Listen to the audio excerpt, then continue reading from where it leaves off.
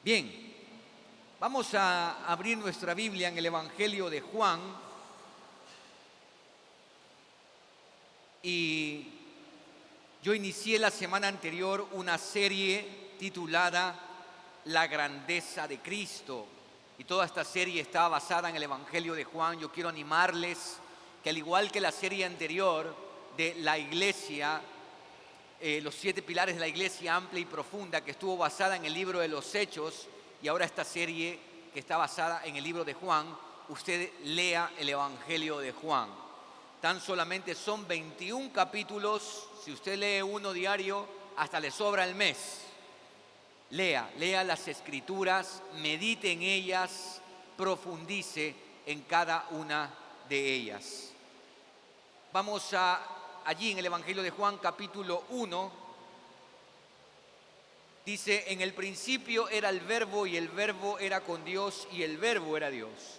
Este era en el principio con Dios. Todas las cosas por Él fueron hechas, y sin Él nada de lo que ha sido hecho fue hecho. En Él estaba la vida, y la vida era la luz de los hombres. La luz en las tinieblas resplandece, y las tinieblas no prevalecieron contra ella. Hubo un hombre enviado de Dios, el cual se llamaba Juan. Este vino por testimonio, para que diese testimonio de la luz, a fin de que todos creyesen por él. No era él la luz, sino que para que diese testimonio de la luz. Aquella luz verdadera que alumbra a todo hombre venía a este mundo. En el mundo estaba, y el mundo por él fue hecho, pero el mundo no le conoció. A lo suyo vino, y los suyos no le recibieron. Mas a todos los que le recibieron, a los que creen en su nombre, les dio la potestad de ser hechos hijos de Dios, los cuales no son engendrados de sangre, ni de voluntad de carne, ni de voluntad de varón, sino de Dios. Y aquel Verbo fue hecho carne y habitó entre nosotros. Y vimos su gloria, gloria como el unigénito del Padre, lleno de gracia y de verdad. Juan dio testimonio de él y clamó diciendo: este es de quien yo decía, el que viene después de mí es antes de mí, porque era primero que yo. Porque de su plenitud tomamos todos, y gracia sobre gracia.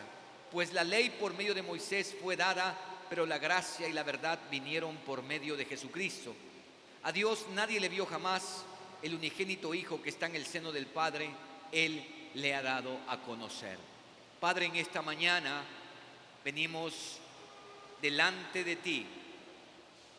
Aunque, Padre, en todo momento vivimos delante de ti. Los adoradores adoramos en espíritu y en verdad, dice tu palabra.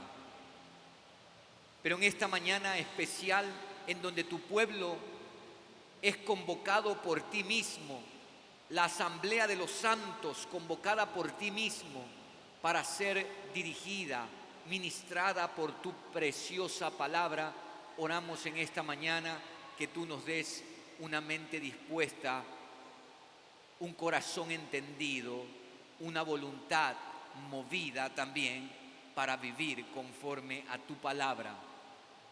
Señor, que en esta mañana quienes te conocemos, te conozcamos más profundamente, y quienes no te conocen lleguen hoy al conocimiento del único Dios verdadero y a Jesús, a quien tú has enviado. En el nombre de Él te damos gracias. Amén y amén. La semana anterior compartí el tema Cristo en la eternidad.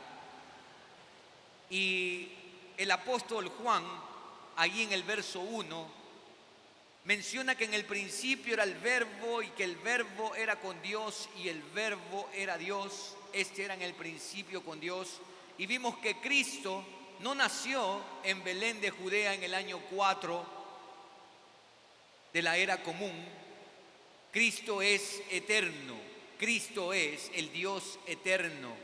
Y hablábamos de su preexistencia, de su trascendencia, de su inmanencia y de la gloria que Él tuvo, como dice en Juan capítulo 17, junto con el Padre antes que el mundo fuese. En esta mañana vamos a hablar del Cristo encarnado. El apóstol Juan, en el pasaje que hemos leído, menciona que el Verbo no solo estaba con Dios, sino que el Verbo mismo era Dios. Menciona que el verbo es antes de todas las cosas y que por él todas las cosas llegaron a existir. El trino Dios, lo que está diciendo Juan, es que el trino Dios ha permanecido eternamente en un estado inalterable de gloria. Hasta aquí, ningún lector del Evangelio tendría problema. Decíamos la semana anterior que para los griegos el logos o el verbo era esa sabiduría fuera de este mundo que le había dado orden al universo. Y para el judío el verbo era esa palabra de Dios que cuando la mencionó se produjo todo lo que vemos a nuestro alrededor. Para los judíos, Dios y su palabra son una misma cosa. No hay ninguna diferencia. La palabra es Dios y Dios es la palabra. Por eso Juan menciona, en el principio era el verbo era con Dios y el verbo era Dios. Hasta aquí todo estaría bien. Cualquier lector del Evangelio diría amén a lo que está mencionando Juan. El problema radica en lo que dice el verso 14. Dice el verso 14 que ese verbo fue hecho carne y habitó entre nosotros y vimos su gloria, gloria como del unigénito del Padre, lleno de gracia y de verdad. Hermano, ¿por qué apagan las luces? ¿Sí pueden leer la Biblia? Sí. Ok. Las tinieblas no deben prevalecer ante la luz. Les decía que el problema radica en el verso 14 cuando Juan menciona que el verbo se hizo carne, es decir, que esa mente sabia, ininteligible, que había diseñado todo el universo, se hizo hombre. La palabra carne aquí tiene que ver con humanidad. Para la mente judía decir esto es totalmente incomprensible. Creerlo y enseñarlo sería considerado una herejía. Y para nosotros, el mundo occidental, realmente esto es una locura. Pablo dice que esta manifestación del Señor para los judíos, cuando Pablo escribe la carta a los romanos, para los judíos es tropezadero y para los gentiles es una completa locura. Mas para los que creemos, dice el mismo apóstol Pablo, es el poder, la sabiduría de Dios. ¿Por qué? Porque el verbo encarnado se hizo visible para develar o revelar el misterio del Dios invisible. El verbo encarnado, en primer lugar, es el tabernáculo de Dios levantado en la tierra. Juan dice, y habitó entre nosotros. Para entender lo que Juan está expresando aquí, es necesario hacer un recorrido por el Antiguo Testamento, cuando el Señor le mandó a Moisés a construir un tabernáculo. Ustedes lo ven en la diapositiva. El tabernáculo tenía tres áreas: el atrio exterior, el lugar santo y el lugar santísimo. El lugar santo es más o menos, no sale muy bien la imagen allí. El lugar santo es donde usted ve al sumo sacerdote frente al incensario, al altar del incienso, donde iba el sumo sacerdote y elevaba oraciones a Dios con un incienso en su mano. Y detrás del altar del incienso, usted ve ese arca con unos querubines. Ese es el lugar santísimo. Ahí solo podía entrar el sumo sacerdote una vez al año. Dios mandó a construir este tabernáculo, y ese tabernáculo estaba en el medio del campamento del pueblo de Israel. 4 tribus estaban ubicadas a cada costado del tabernáculo. El tabernáculo lo que simbolizaba era la presencia de Dios en medio de ellos, dirigiéndolos, conduciéndolos en su trayecto. Una vez construido ese tabernáculo, el pueblo era consciente de la presencia de Dios en medio de ellos. porque aquel tabernáculo sería donde Dios mismo moraría. Sin que usted pierda el Evangelio de Juan, por favor, vamos a Éxodo capítulo 28.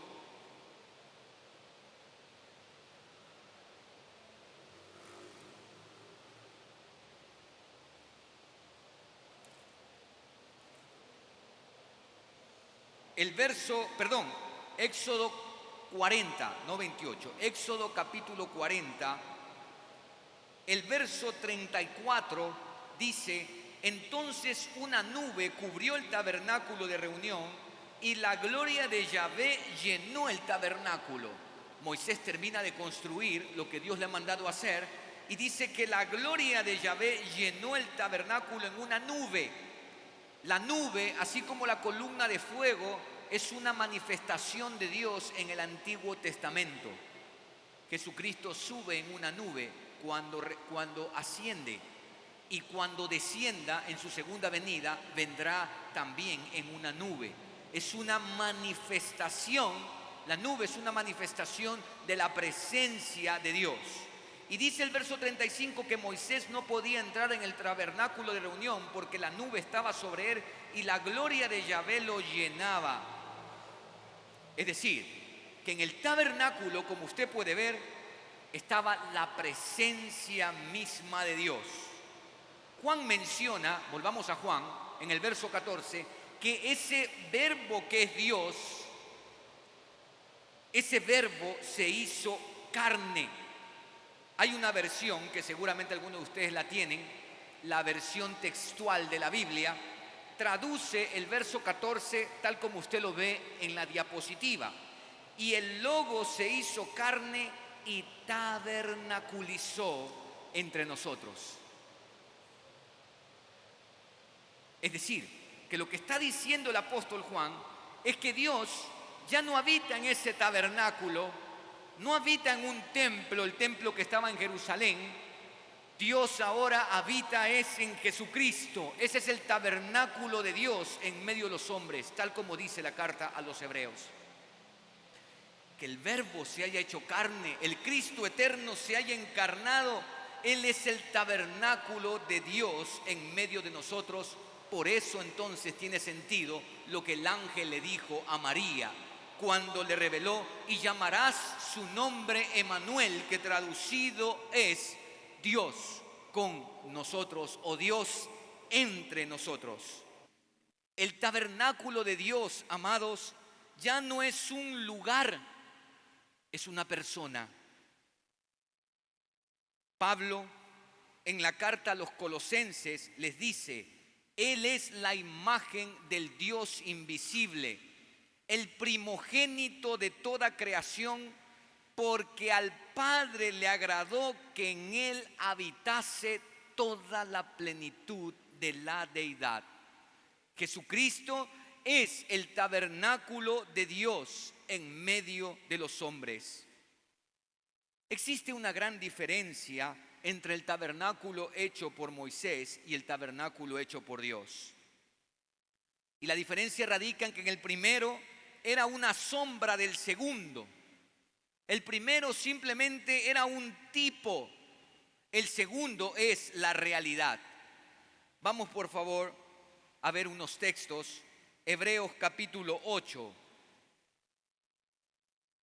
Carta a los Hebreos capítulo 8. Y vamos a leer del 1 en adelante. Hebreos capítulo 8, verso 1 en adelante. Ahora bien, dice el autor, el punto principal de lo que venimos diciendo es que tenemos tal sumo sacerdote, el cual se sentó a la diestra del trono de la majestad en los cielos. Mire esto, ministro del santuario. Lo que está diciendo el escritor a los Hebreos, que el sumo sacerdote, que era del linaje de los hijos de Aarón, los hijos de Aarón, que desempeñaban exclusivamente esa función, simplemente eran una sombra, eran un tipo nada más. Y está hablando de que nuestro gran sumo sacerdote se sentó a la majestad en los cielos. no es que entró al lugar santísimo, entró a la mismísima presencia de Dios en los cielos. Él es ministro del santuario porque el ministerio que desempeña el Señor Jesucristo, conforme dice las cartas de Juan, Él está intercediendo como un abogado por nosotros. Y mira, y de aquel verdadero tabernáculo, es decir, que el tabernáculo que mandó Dios a construir a Moisés era simplemente un modelo, un tipo y nada más, una sombra. El verdadero tabernáculo, la realidad perfecta y absoluta, es el tabernáculo que levantó el Señor y no el hombre. Y el Verbo se hizo carne y tabernaculizó en medio de nosotros. Verso 3: porque todo sumo sacerdote está constituido para presentar ofrendas y sacrificios, por lo cual es necesario que también éste tenga algo que ofrecer. Así que si estuviese sobre la tierra, ni siquiera sería sacerdote, habiendo aún sacerdotes que presentan las ofrendas según la ley, los cuales sirven a lo que es figura, mire, y sombra de las cosas celestiales, como se le advirtió a Moisés cuando iba a erigir el tabernáculo, diciendo: mira, haz todas las cosas conforme al modelo que se te ha mostrado en el monte. Pero ahora tanto mejor ministerio es el suyo, cuanto es mediador de un mejor pacto establecido sobre mejores promesas. El primero, amados, cuando se refiere al primer pacto y a un mejor pacto, el primero se obedece, en el primer pacto se obedece por temor, en el segundo se obedece por amor. El primero está ligado al cumplimiento de la ley. El segundo está ligado al amor a la persona por su obra sacrificial. Mira el capítulo 9, verso 11.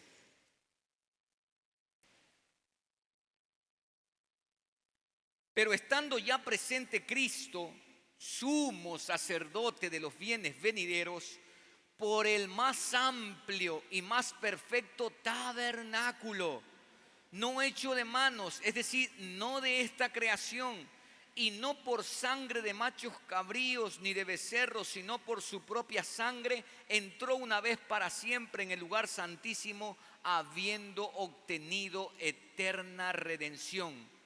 Porque si la sangre de los toros y de los machos cabríos y las cenizas de la becerra rociadas a los inmundos santifican para la purificación de la carne, cuánto más la sangre de Cristo, el cual mediante el Espíritu eterno se ofreció a sí mismo sin mancha a Dios, limpiará vuestras conciencias de obras muertas para que sirváis al Dios vivo. Ojo con lo que dice el autor: más amplio y más perfecto tabernáculo. Jesucristo no entró con la sangre de algún macho cabrío, de alguna becerra. Jesucristo entró con su propia sangre. Él derramó su sangre en la cruz del Calvario para darnos eterna redención. El primer pacto, vuelvo a repetir esto, se obedece por temor. El segundo se obedece por amor. El primero está ligado al cumplimiento de leyes. El segundo está ligado al amor a la persona por su entrega, por su sacrificio en la cruz del Calvario. El Verbo se encarnó, amados, para darnos a conocer que Dios no está contra nosotros, sino que está por nosotros. El Verbo encarnado es la gloria de Dios manifestada en la tierra. Juan dice, por favor, volvamos al Evangelio de Juan. Juan dice ahí en el verso 14: y vimos su gloria, gloria como del unigénito del Padre. La próxima semana voy a enfocar esto. ¿Qué es este tema de ver su gloria? En todos sus escritos, Juan usa siempre el verbo ver. Ver.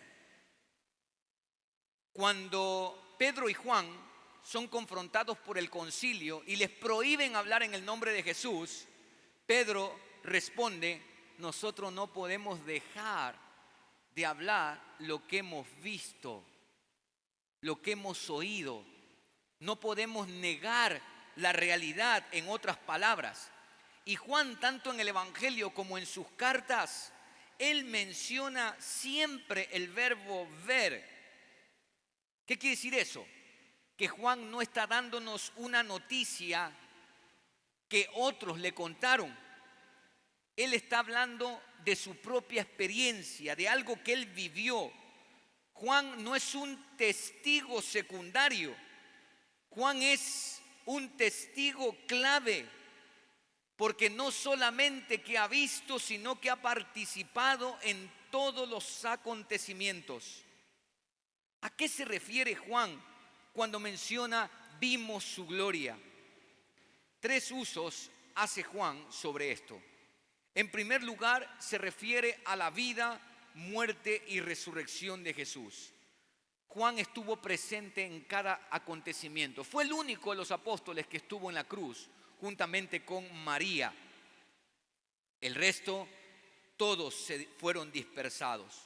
Entonces Juan fue testigo no solamente de la vida, del ministerio del Señor Jesucristo, él fue testigo también de su muerte porque estuvo presente en la cruz, y él fue testigo de su resurrección.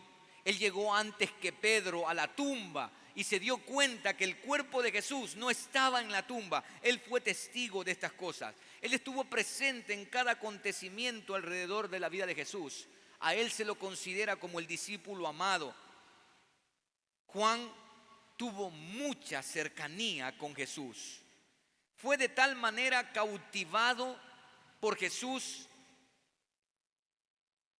que estuvo dispuesto allí en la cruz a recibir a María como su propia madre. Juan dice, vimos su gloria, gloria como unigénito del Padre. Es decir, que era evidente reconocer que Jesucristo no era cualquier hombre. Aún el centurión después que Jesús muere, dice verdaderamente, este hombre era hijo de Dios. Jesús no era cualquier hombre. Jesús era el Hijo del Hombre profetizado por Ezequiel.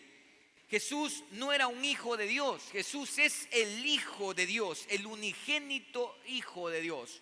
Juan dice, vimos su gloria, gloria como el unigénito del Padre, lleno de gracia y de verdad. La palabra unigénito significa un solo gen. Para que usted y yo hayamos tenido vida, nosotros necesitábamos los genes de nuestro padre y de nuestra madre. Jesús no. Jesús es monógenes, un solo gen. Él es la misma esencia de Dios. No podía llevar los genes de María, no podía. Porque nuestra naturaleza pecaminosa está precisamente allí, en nuestra sangre, en nuestro ADN. No somos pecadores porque pecamos porque somos pecadores. Ese es nuestro estado, esa es nuestra condición. No podemos hacer más ni menos. Él es el unigénito Hijo. Esencialmente es Dios mismo y es único en su rol como Hijo. Lo segundo que menciona Juan al decir vimos su gloria, gloria como el unigénito del Padre, lleno de gracia y de verdad, es que el Verbo encarnado es la gloria de Dios manifestada en la tierra. Miren, amados, nada, absolutamente nada en este mundo puede manifestar perfecta y absolutamente la gloria de Dios. Nada. Y a propósito, la gloria de Dios no es brillante y sagrada. Eso no dice nada. ¿Qué es la gloria de Dios? Amados, la gloria de Dios, como vimos en Éxodo, que la gloria de Dios llenó el tabernáculo, la gloria de Dios no es nada más ni nada menos que su mismísima presencia. La creación cuenta la gloria de Dios, pero no es la gloria de Dios. Cuenta de la gloria de Dios. La creación me habla de que Dios es inteligente, como dice aquella canción Frente a una flor del trío Mar del Plata, que Dios es sabio, que Dios es detallista, que no hay absolutamente nadie que pinte paisajes más asombrosos que Él. La creación cuenta la gloria de Dios. Jesús es la gloria de Dios. Es decir, es la presencia misma de Dios. Por eso que Juan dice, en el principio era el verbo y el verbo era con Dios y el verbo era Dios. Y ese verbo se hizo carne y ese verbo es Dios mismo hecho carne. Jesús como ser humano es todo lo que Dios desea y como Dios es todo lo que el hombre necesita. Le reitero esto. Jesús como ser humano, 100% hombre, el Dios encarnado, es todo lo que Dios desea del hombre. Y como Dios es todo lo que el hombre necesita. Por tanto, la gloria de Dios se hizo carne y fue manifestada a los hombres. Y el tercer uso que hace Juan de la gloria de Dios tiene que ver con la obediencia del Hijo. Vamos a ver unos textos acá. Carrera bíblica, Juan 5:19. El primer texto que vamos a ver, Juan 5:19.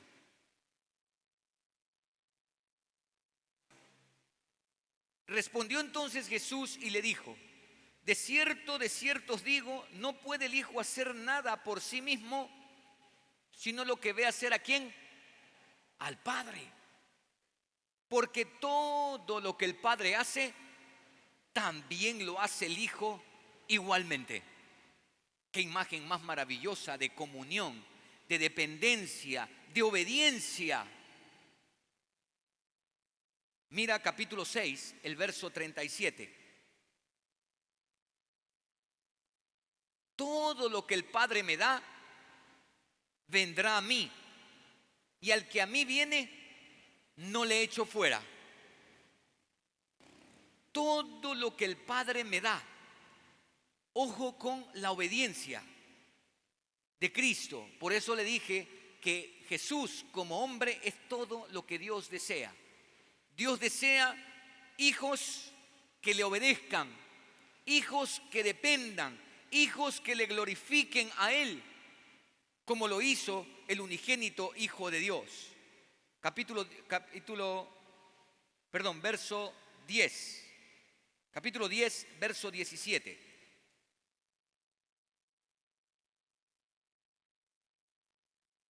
Y yo siempre he desafiado a la iglesia, si usted encuentra un pasaje, porque todavía yo no lo encuentro, un pasaje en donde Jesús haya dicho: oh, yo amo al Padre, nadie como yo ama al Padre, por favor me avisa, porque yo jamás he encontrado un pasaje como ese, pero sí este de acá. Juan 10:17. Por eso me ama el Padre. ¿Por qué? Porque yo pongo mi vida para volverla a tomar. Esto es lo que ama Dios. Dios ama obediencia. Ahora, ¿por qué obedecía Jesús? ¿Por qué obedecía Jesús? No simplemente obedecía por obedecer. Juan 1:18, que dice: el unigénito que está en el seno del Padre, Él le ha dado a conocer. Jesús conocía plenamente al Padre, totalmente al Padre. Y por eso el Padre lo ama, porque yo pongo mi vida para volverla a tomar. Otro pasaje, Juan capítulo 14, el verso 13. Y todo lo que pidieres al Padre en mi nombre, lo haré, para que el Padre sea, ¿qué cosa? Glorificado en el Hijo. Y el verso 24 del mismo 14. El que no me ama no guarda mis palabras, y las palabras que habéis oído no es mía, sino ¿de quién? Del Padre que me envió. El tercer uso que hace Juan de vimos su gloria, gloria como el unigénito del Padre, es que Jesús vivió en una obediencia y dependencia absoluta al Padre. Absoluta. Cuando usted lee Mateo capítulo 4, las tentaciones, y también en el Evangelio de Lucas y de Marcos, usted va a darse cuenta que Jesús siempre respondió a la tentación citando específicamente el libro de Deuteronomio. No solo de pan vive el hombre, sino de toda palabra que sale de la boca de Dios. Escrito está: no tentarás al Señor tu Dios. Escrito está, al Señor tu Dios adorarás y solo a Él le servirás. Todo el fracaso de Israel en el desierto se debió a no prestar atención a lo que decía la ley. Jesús, el Hijo unigénito de Dios, el Verbo hecho carne, se sometió totalmente y plenamente a la voluntad del Padre.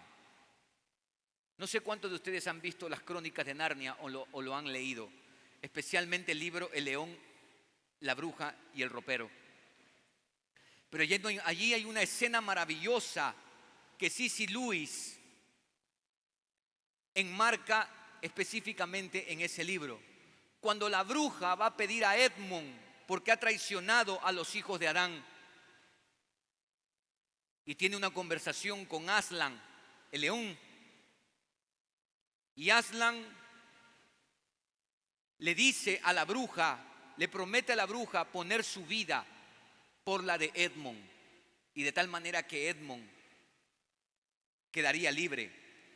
Y en un momento, en ese diálogo, la bruja, representación de Satanás, le dice a Aslan que por derecho, por lo que dice la ley, le pertenece Edmund.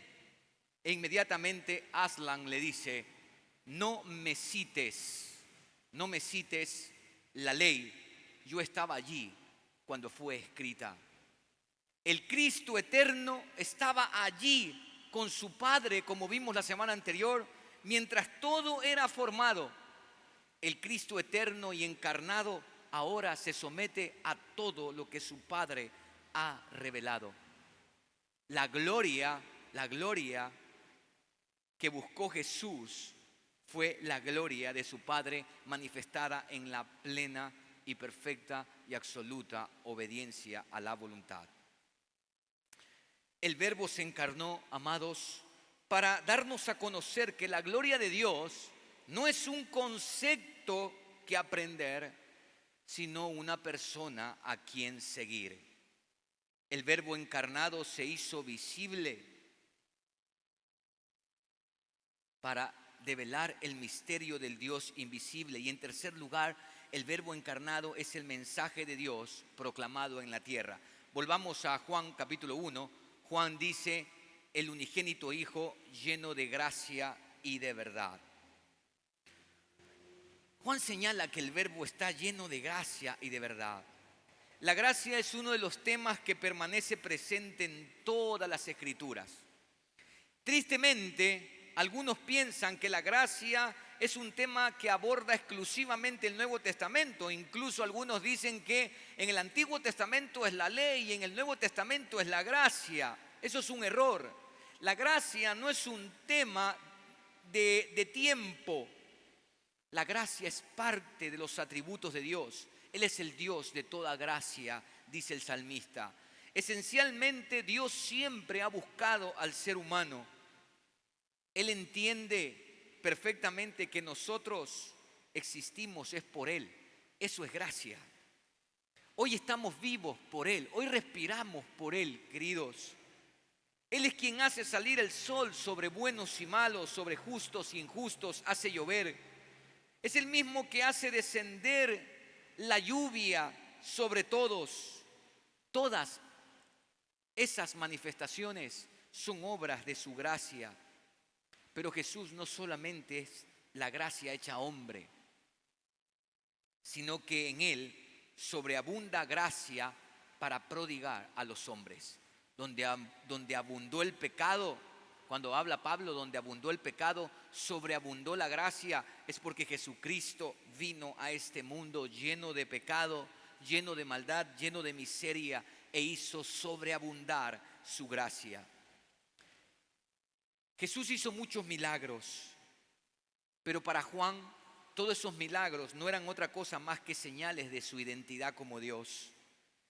La obra perfecta de gracia, amados, no estuvo en sanar a los enfermos, ni siquiera en resucitar a Lázaro estando 3 días muerto ya, ni tampoco en alimentar a las multitudes. La mayor gracia se llevó a cabo en la cruz del Calvario, en su pasión y muerte. Y esto es algo que Juan quiere resaltar en su evangelio. Incluso él menciona las palabras de Juan el Bautista, que dijo: ciertamente de su plenitud tomamos todos, y gracia sobre gracia. Gracia sobre gracia. Es decir, ya era una gracia que Dios habitase en medio de nosotros. Ya era una gracia que Dios nos haya mirado a nosotros, pero esto es una sobregracia cuando Dios pone su vida por nosotros. Desde el capítulo 13 al 21, como dije la semana anterior, son horas en la vida de Jesús. Él puso su vida por la suya y por la mía. Pero no solo es lleno de gracia, Él es lleno de verdad. Y aún más, Él es la verdad. La verdad es lo que los hombres necesitamos para ser libres. La verdad, amados, es que nosotros sin Él estamos perdidos. Dios sin nosotros sigue siendo Dios. Nosotros sin Él estamos perdidos. Él sin nosotros sigue siendo Dios. No importa si somos religiosos. Como Nicodemo, usted va a ver más adelante en Juan capítulo 3 que Jesús tiene un diálogo con Nicodemo. No importa si tenemos una historia de fracaso como la samaritana. No importa cómo seamos. Jesús vino para declararnos nuestra real condición. Y mira, por favor, lo que dice Juan capítulo 3, el verso 16 en adelante.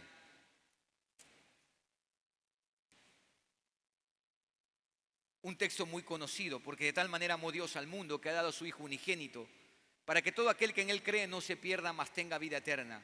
Verso 17, porque no envió Dios a su Hijo al mundo para condenar al mundo, sino para que el mundo sea salvo por Él. Ojo, iglesia, para que el mundo sea salvo por Él. Ojo, tú que estás aquí y que todavía quizás te encuentras en un punto donde solamente consideras a Jesús como una persona histórica. Y bueno, eso está bien. Eso está bien, pero eso no es suficiente. No solamente que Jesús es una persona histórica, Jesucristo es Dios, es el verbo de Dios. Y solamente el mundo puede ser salvo a través de Él, nadie más. Verso 18, el que en Él cree no es condenado, pero el que no cree ya ha sido condenado porque no ha creído en el nombre del unigénito Hijo de Dios. Y esta es la condenación, esta es la verdad. Amigo, esta es la verdad. Esta es la condenación, que la luz vino al mundo y los hombres amaron más las tinieblas que la luz, porque sus obras eran malas. Esta es la real naturaleza del ateísmo. El ateísmo no es lastimosamente, algunas personas creen que ser ateo es ser intelectual. No, amados. Ateísmo es fe. Para ser ateo usted tiene que tener fe. ¿Por qué? Porque usted tiene que tener la suficiente fe para decirme a mí, un creacionista, decirme a mí que el universo en algún momento, hace miles, millones, billones de años, hubo una masa de energía que estuvo allí teniendo energía, hasta que no aguantó más, se explotó y ¡pum! ¡Ojo, qué lindo! Todo esto está acá. Realmente eso es bastante fe. Lee Strobel, uno de los apologetas de este tiempo, en el libro El caso de Cristo, él dice, porque él era un ateo, dice que cuando él comenzó a indagar históricamente la vida de Cristo y todo esto, llegó a la siguiente conclusión. Tengo que reconocer, dice al final del libro El caso de Cristo, tengo que reconocer que debo tener más fe para sostener mi ateísmo que para creer en Jesucristo de Nazaret. Realmente se necesita más fe. La esencia del ateísmo no es intelectual, es moral. Aquí dice el Señor, ¿cuál es la esencia del ateísmo? Que los hombres aman las tinieblas más que la luz. La luz que es Jesús, la palabra encarnada y esta palabra revelada, me hace ver mi real condición. Me expone, me saca de mi escondite y me expone, me desnuda, me describe. Verso 20, porque todo aquel que hace lo malo aborrece la luz y no viene a la luz para que sus obras no sean reprendidas. Esa es la esencia del ateísmo. Escriba allí en su Biblia, la esencia del ateísmo no es intelectual, es moral. Los hombres no quieren venir a Dios porque saben que la luz los expone, los desnuda, los descubre. No hay gracia sin verdad. Así como no hay verdad sin gracia, tampoco hay gracia sin verdad. Permítame explicarle esto. ¿Por qué Juan menciona gracia y verdad? Jesús vino para morir por nosotros. Él tomó nuestro lugar. Eso se llama gracia. Nosotros hablamos de la salvación por gracia. Pero también nos hace un llamado a vivir fielmente a su persona y hacer de sus palabras las nuestras. Eso es verdad. Como en Juan capítulo 8. Por favor, vamos a Juan capítulo 8.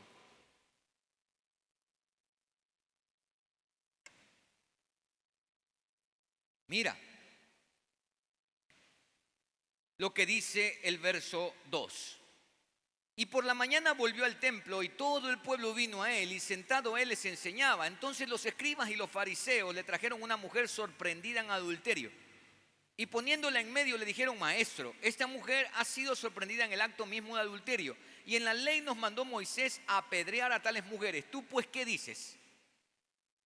Mas esto decían tentándole para poder acusarle. Pero Jesús, inclinado hacia el suelo, escribía en tierra con el dedo. Y posteriormente Jesús les dice: el que esté libre de pecado, tire la primera piedra. Y todos fueron saliendo desde el más pequeño hasta el más grande. Y mira lo que dice ahora el verso 10, que es lo que quiero enfatizar. Enderezándose Jesús y no viendo a nadie sino a la mujer, le dijo: Mujer, ¿dónde están los que te acusaban? Ninguno te condenó. Ella dijo: Ninguno, Señor. Entonces Jesús le dijo, ¿qué le dijo? Ni yo te condeno, eso es gracia. ¿Y qué dice a continuación? Vete, sé libre para hacer lo que quieras, sé libre para vivir libertinamente, para cumplir con tus deseos, sé libre, vete, no peques más, eso es verdad. La salvación es una obra de gracia solamente por lo que Él hizo en la cruz. Pero sí es cierto que yo debo hacer mías, sus palabras. Si decimos que podemos vivir como queramos, entonces estamos en la mentira, porque Dios no ha dicho jamás eso. Y por lo tanto, la gracia ya no es gracia, sino que es la peor de las desgracias. Y tristemente, amada iglesia, la iglesia contemporánea, tristemente, está cayendo en esto. Pensar que, bueno, yo ya soy salvo, no importa cómo yo viva. Y no sé a qué punto han llegado las personas que tienen este tipo de pensamiento, en dónde está sustentado, basado ese estilo de vida, para creer que tienen una especie de licencia para vivir como se quiera, dejando la obra de Jesucristo en la cruz como un acto cualquiera que no tiene ninguna pertinencia y sobre todo no tiene ningún poder para transformar la vida del hombre de tal manera de ser hechos a la imagen y semejanza del mismo Cristo. Amados, temo que nosotros de aquí a unos años tendremos una generación de creyentes que crean que se puede vivir inmoralmente y aún así ser amados por Dios. Esto jamás fue entendido y peor aún enseñado en ninguna parte de la Biblia.